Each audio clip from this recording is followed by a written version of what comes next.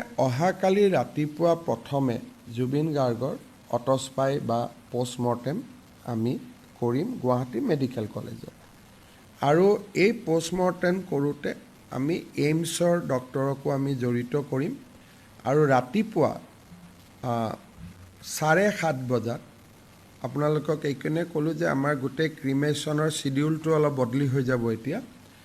ৰাতিপুৱা 7:30 বজাত আমি জুবিন গাৰ্গক নতুনকৈ আৰু এবাৰ আমি পোষ্টমৰ্টেম কৰিম। আৰু এই প্ৰক্ৰিয়া 1 পৰা 1.5 ঘণ্টা সময় আমাক লাগিব। পোষ্টমৰ্টেম প্ৰক্ৰিয়া সম্পূৰ্ণ কৰাৰ পিছত জুবিনক আকৌ আমি সৰু সজাইলৈকে উভতাই আনিম।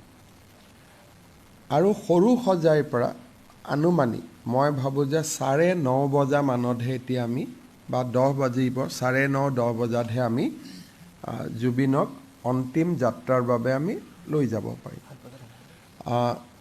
জুবিনৰ অন্তিম যাত্ৰাত যোৱা ৰাতিপুৱা মই কৈছিলোঁ যে আমাৰ এখন এম্বুলেঞ্চত জুবিনৰ পাৰ্থিৱ শৰীৰ যাব।